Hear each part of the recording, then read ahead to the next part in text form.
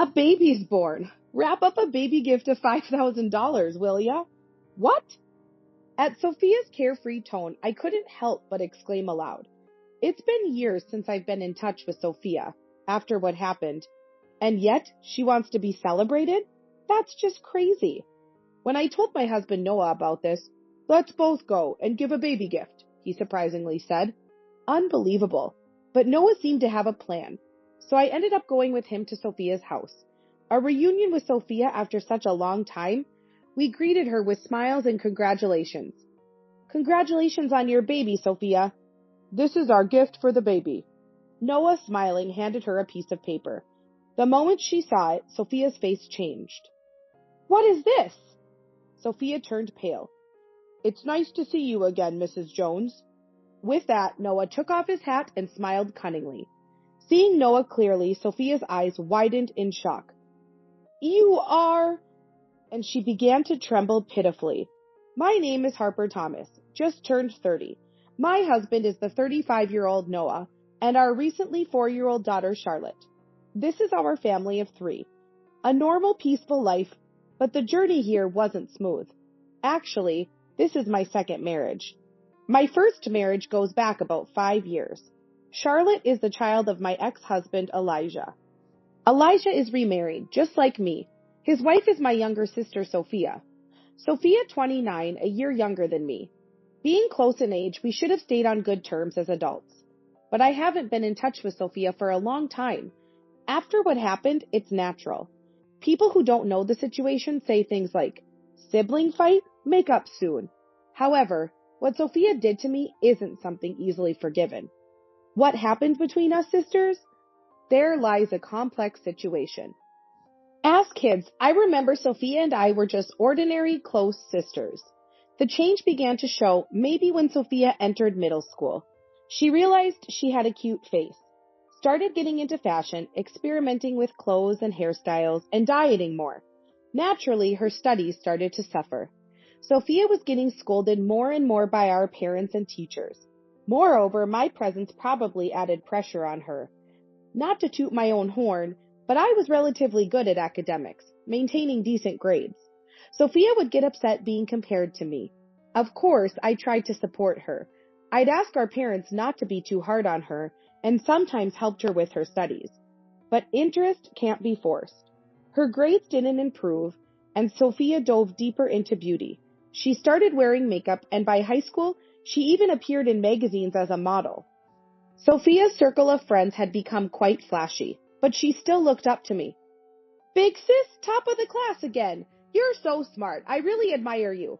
I brag about you to all my friends. She often said things like that warmly. Eventually, I entered a prestigious university. A year later, Sophia went to a beauty school. It was around then that something puzzling happened. I was at a cafe near the station working on an assignment when I heard a familiar voice. It was Sophia and her friends. They mentioned using this cafe sometimes. It was awkward, but they couldn't see my table from where they were, so I stayed put. Soon, one of Sophia's friends said, This is near South University, right? Your sister goes to South University, doesn't she? So smart, wow. Then Sophia said something unbelievable. Yeah, that plain Jane who does nothing but study. I couldn't believe my ears, but it was unmistakably Sophia's voice. Wow, Sophia, that's harsh. Are you two not close? Not at all. We get along fine, superficially, but she doesn't care about fashion, just studies all day, and is honestly so uncool. Even if we meet in town, I'd never want her to talk to me. She's happy getting praised by teachers and parents for her studies, no matter how uncool she looks. Laughing, Sophia said, Ha ha ha. I was frozen, unable to move. I never knew Sophia thought of me that way. Shocked and angry, I was dumbfounded. I came home much later than usual. Sophia was her usual self. Hey, big sis, welcome back. You're late. Studying at the library again? You're such a hard worker. I was confused. Which was the real Sophia? But I didn't have the courage to confront her about what I heard. So our days continued superficially unchanged. My heart remained clouded. That's partly why, after graduating from university and getting a job, I decided to move out of my parents' house. After that, I hardly saw Sophia. Time passed and I turned 25. Around this time, I was set to marry Elijah, a college classmate. We reconnected at an alumni meeting and hit it off. Elijah was an ordinary employee, but his family owned a lot of land in prime urban locations. In other words, he was from a wealthy family. However, that didn't matter to me. I was attracted to Elijah's generous personality. With our wedding approaching, I went back home to introduce Elijah. Of course, Sophia was there. Sophia, now a working adult, had become an esthetician. She must have been really into beauty. Her makeup, style, and fashion were perfect, like a model's. I was nervous at first, but Sophia laughed freely and congratulated us as before. My heart gradually warmed to Sophia again. Maybe back then, Sophia was just a moody teenager. Time has passed and we've both grown up. I convinced myself of that. Soon, Elijah, Sophia, and I, being close in age, became good friends. Sometimes the three of us would hang out together. It would have been tough for Elijah if Sophia and I were still awkward. This is good. After marrying Elijah, I quickly got pregnant. I decided to give birth near my parents' home. So I discussed with my parents and started visiting a hospital nearby. It was a busy time. I had severe morning sickness and had to be hospitalized for a while. My parents visited, but I rarely saw Elijah or Sophia. But I was too ill to worry about that. I didn't have the luxury to worry about others. Looking back, I wish I had paid more attention. Maybe then I would have noticed. And then I went into labor. A healthy baby girl was born. Her name is Charlotte. But my health took a while to recover, so I stayed at my parents' home for some time. Elijah, busy with work, didn't visit, only sending messages and calling. Eventually, my health improved bit by bit. Finally, I could return to Elijah's home. What would Elijah say when he saw the baby? Thinking lightheartedly, I opened the door. Elijah, I'm home. No answer. As I opened the living room door, a shocking scene unfolded. Elijah and Sophia, half-dressed, intimate, like lovers. What? I was speechless. Elijah hurriedly got dressed. In contrast, Sophia was oddly calm. What the heck is going on? Harper, this is a misunderstanding. Welcome back, big sis, Sophia said, smiling. Not welcome back. Explain this. What? Isn't it obvious? We're in a relationship like this, Sophia nonchalantly said, wrapping her arm around Elijah's. My head was pounding. What was Sophia talking about? Resigned, Elijah apologized. I'm sorry. What's that? I can't believe this. It's unbelievable. Both of you. Even with me and Charlotte here, it's just wrong. Confused, I rushed out of the house. But where could I go? Reluctantly, I took Charlotte and went back to my parents' house. As I explained the situation to my parents, my mobile phone rang. It was Elijah. I'm sorry for surprising you earlier, Harper, but Sophia and I have developed feelings for each other. I want a divorce. What? What are you talking about? We have Charlotte, remember? Child support for Charlotte. So? I couldn't understand what he was saying. Confused, I listened to Elijah's explanation, why he got involved with Sophia. It seems Elijah found Sophia cute the first time he saw her, but she was his wife's sister. They became close as relatives of similar age. Then I was hospitalized for morning sickness. During that time, Elijah and Sophia grew closer. Sophia had tearfully confessed that I had always been mean to her since we were kids. Big sis always called me stupid. I never said such terrible things. It was clearly a lie by Sophia, but Elijah believed her story. His own complexes played a part in this. Elijah, coming from a wealthy family, had entered university through a large donation. In other words, it was an unfair admission. He hadn't gotten into the prestigious university on his merit. These complex feelings made him feel inferior to me, who entered through general admission. This background led Elijah to empathize with Sophia. He believed her story and became disappointed in me. You're smart and responsible, sure, but that doesn't mean you should belittle Sophia. I'm disappointed in you. Marrying such a mean-spirited woman was a mistake. What are you talking about? That's a lie by Sophia. Don't believe it. No, I'm not being fooled. I'll sign the divorce papers and send them to you. Wait a minute. Listen to me. My cries were in vain as the call ended. Unbelievable. He believed such lies. I was stunned. A few days later, overwhelmed by everything, I came down with a fever. My parents, knowing everything, comforted me and took care of Charlotte. How pathetic. I need to recover quickly and sort out this mess. While I was thinking this, the entrance door opened. I thought it was someone else, but it was Sophia. "Oh, big sis, you're here at home," Sophia said nonchalantly as she returned. I couldn't suppress the trembling anger. "What are you talking about? What do you mean, Sophia? Lying and deceiving Elijah," I shouted. My parents heard the commotion and rushed over to stop us. But we didn't stop. "I've always hated you, big sis." Sophia spoke in a lower tone than usual, slowly. "Just because you were good at studies, you received all the love and expectations. I couldn't stand it. So, I wanted to take away what was most important to you." The house fell silent at Sophia's confession. I couldn't believe Sophia had such thoughts. Anyway, focusing on beauty paid off. Elijah is just a typical man. Fell for it easily. Sophia spoke with a smile. I was speechless. So the Sophia in that cafe was her true self. What had I been seeing all this time? The real Sophia hated me so much. I had only seen the convenient illusion of a doting Sophia. Stunned, I watched as Sophia casually gathered her things to leave. "Elijah's house is so plain and tacky. It's not my taste at all. I'm going to change everything." Apparently, she planned to stay at Elijah's house.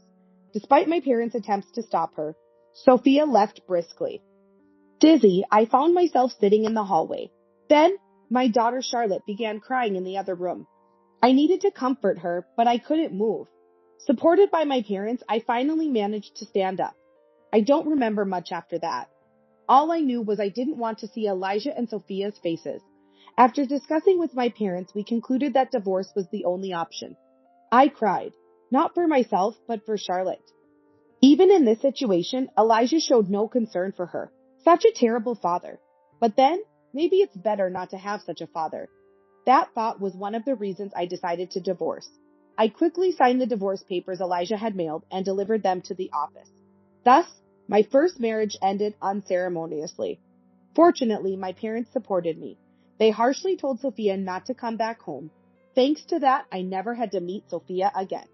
Gradually, I regained my composure. Sophia and Elijah might have married, but it no longer mattered to me. I had to protect my life with Charlotte. Time passed. Luckily, my workplace was within commuting distance from my parents' home, so I didn't have to change jobs.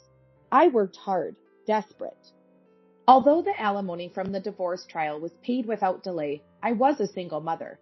I had to save as much money as possible. I was a bit anxious. My friends might have noticed. One day, a friend suggested introducing me to a man she knew. Initially hesitant, I agreed to meet him, assured he was a sincere person. His name was Noah Thomas, 5 years older than me, tall and well-built. I thought he'd be intimidating, but he was surprisingly serious and kind. Busy with work, he hadn't had much luck with women before. We were naturally drawn to each other. Charlotte warmed up to him as we spent time together. Then, one day, Noah said he wanted to protect Charlotte and me. I cried, moved by his words. Later, we got married. Now we live a simple but happy life as a family of 3. I thought I had nothing to do with Sophia anymore. But then one day, relaxing at home, my mobile phone rang. Instinctively, I answered. "Big sis, how are you?" Hearing Sophia's voice, I trembled. I should have checked the screen before answering. Too late for regrets. "What do you want?" I replied as coldly as I could. I didn't want any more disturbances in my peaceful life. Then, Sophia cheerfully said, "A baby's born! Wrap up a baby gift of $5,000, will ya?" What? After years of no contact, her expecting a celebration was absurd. And $5,000? No less? Ridiculous. I was outraged, but Sophia, unconcerned, continued talking about her life. She'd continued as an esthetician and opened her own salon about 3 years ago. The land and building for the salon were borrowed from Elijah's parents, located in a prime area. She bragged about how successful it was. Just a boastful story. I quickly ended the call, fed up with her self-centeredness. Unbelievable. How could she call so insensitively? I was seething with anger. That night, when Noah came home late from work, I immediately told him about it. Noah had been busy lately, always coming home late. But we made a point of having dinner together. He always valued our communication, saying from the beginning of our remarriage, "I want us to talk about everything."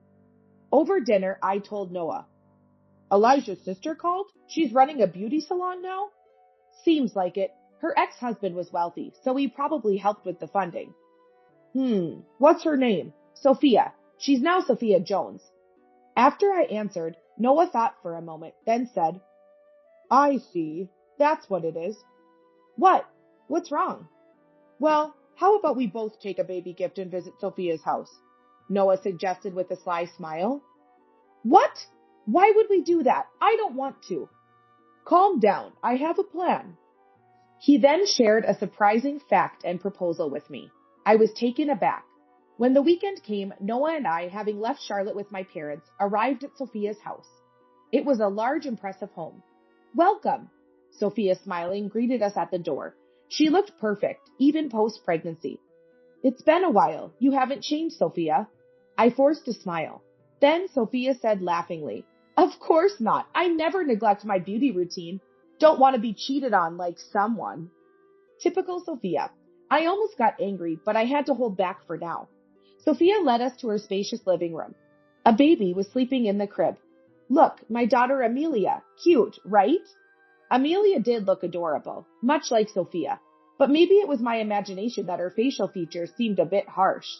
So about that thing? Sophia gestured for money. How audacious. Just as I was about to retort, Noah put his hand on my shoulder. Nice to meet you. I'm Harper's husband, Noah.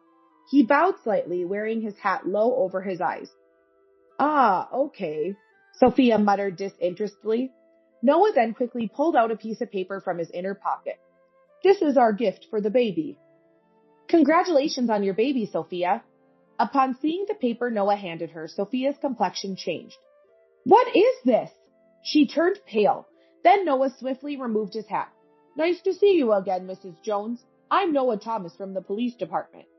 Seeing Noah clearly, Sophia's eyes widened in shock. You, the detective who came to my salon. She began to tremble.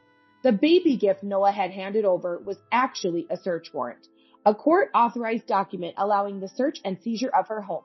Sophia, unable to hide her agitation. She had been committing fraud in her aesthetic salon, deceiving customers with false promises like guaranteed weight loss and selling dubious products. She enrolled them in expensive courses with little benefit, without proper explanation. She kept repeating such actions. Sophia had been warned by the Federal Trade Commission, but ignored it. Victims increased, contracts were forced, and Sophia even filled out paperwork herself. Several police reports were filed. Finally, the police started a forced investigation at the salon, led by Noah. Noah, a police officer by profession. Sophia cleverly hid evidence in her store, making it difficult for Noah to find proof. This case was the reason for Noah's late returns recently. By chance, the investigation subject turned out to be my sister. Sophia's call about the baby gift provided an opportunity to visit her home. To avoid raising her suspicions, Noah decided to use the baby gift as a pretext. Thus, Noah concealed his identity until the last moment, successfully entering Sophia's house. Noah signaled with his radio. Simultaneously, several police officers who had been waiting outside entered. Sorry, but this was the only way to get into your house.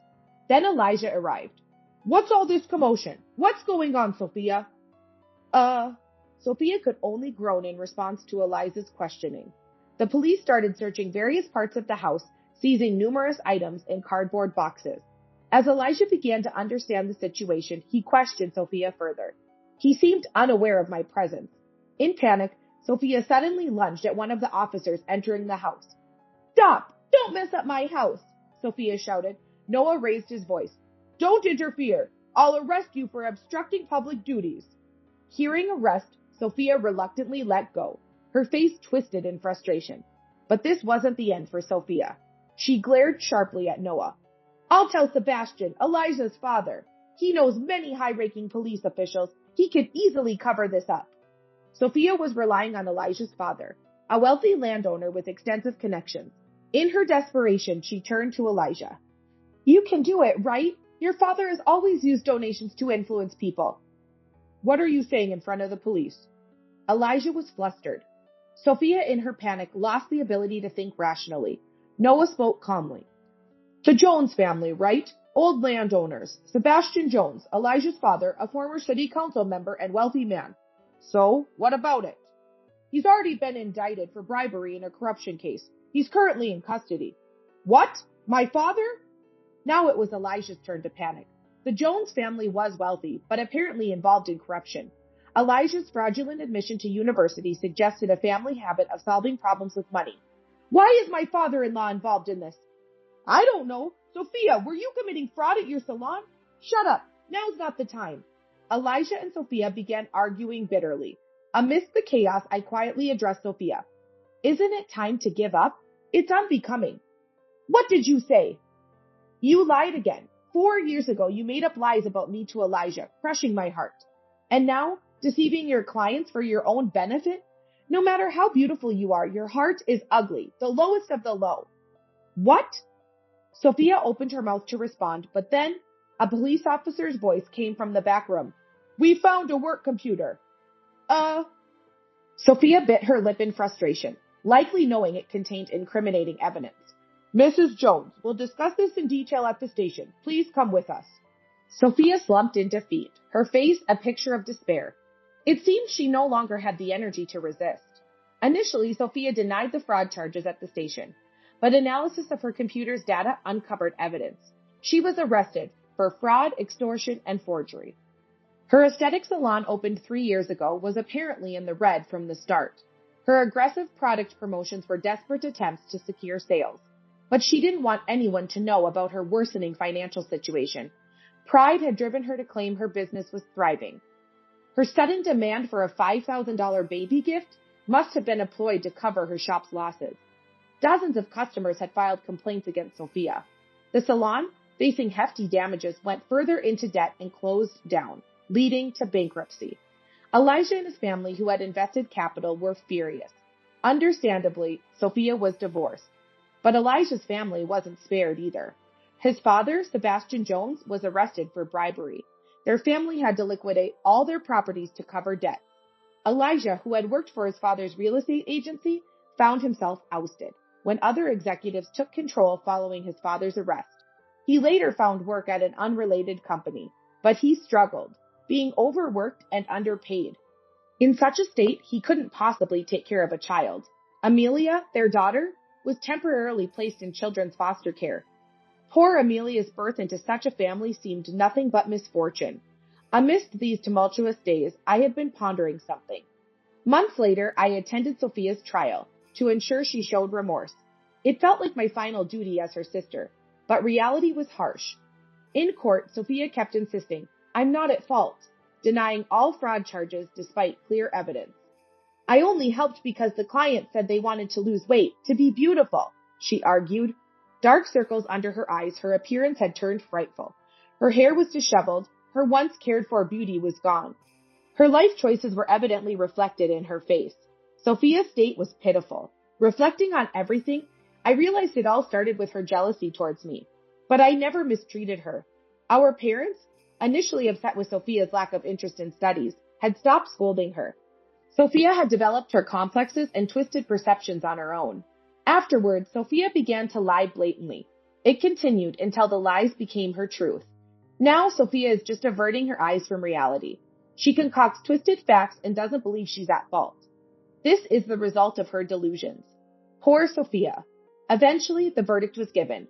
Due to the severity of her actions, she received no probation and was sentenced to 3 years in prison. It was expected. Yet, I couldn't help but wish for her to wake up to reality. I hope she considers the pain her lies caused others, even just a little. In prison, I hope she takes a hard look at herself.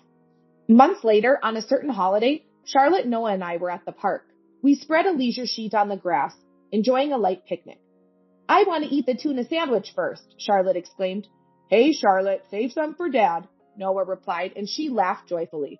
We were back to our happy life. It reminded me of my own peaceful family upbringing.